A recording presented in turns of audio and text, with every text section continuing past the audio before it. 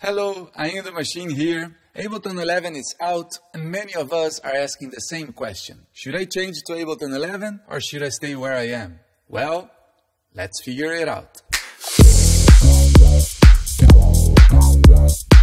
To decide if you should change to Ableton 11, you need to analyze two elements. What do you need to make music? And most important, your equipment configuration. If you work mostly with audio, Ableton has always offered unique effects and audio tools.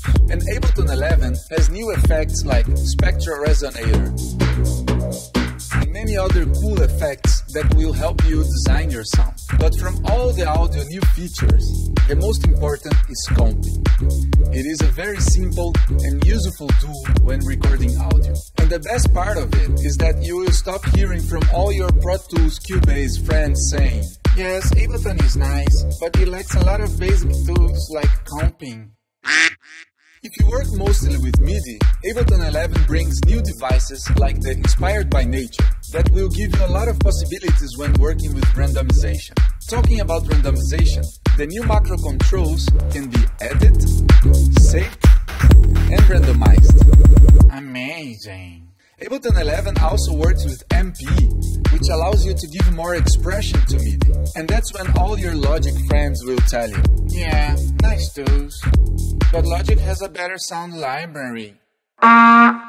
I have no doubt that with Live 11, Ableton is not only filling the gaps it had with other DAWs, but also bringing lots of cool and useful features that will become a standard to a lot of producers. So the only point you should pay attention to before getting Ableton 11 is, can my computer, as it is right now, run Ableton 11 smoothly? Because Ableton 11 minimum requirements are OS X 10.13 or later, 8GB RAM, approximately 3GB space for basic installation, 8GB are actually the recommended, and up to 76GB space for additional sound content. Compared to Ableton 10, you need to double the RAM, and in the case of macOS, you need to jump from 10.11 El Capitan to 10.13 High Sierra, which means that a lot of plugins and software will be affected too. In my case, I can see how my computer gets overloaded when working on Ableton 11 in much smaller projects than when working with Ableton 10. Another element to have in consideration is the normal instability you have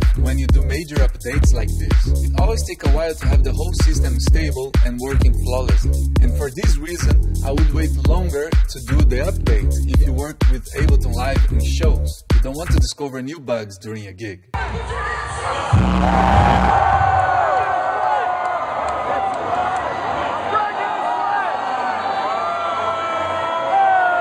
To resume, I don't have any doubts that Ableton 11 is a complete and powerful DAW that will cover all your needs.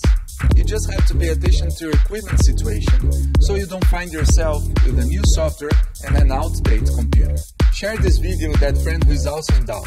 Hit the subscribe button, and if you'd like to see how I use Ableton to perform live, click here. If you'd like to see how I create electronic music using only the sounds of my body, voice and objects, you can click here. And if you're looking for an alternative to push to or a way to control Ableton through an iPad or tablet, please click here. See you in the next video.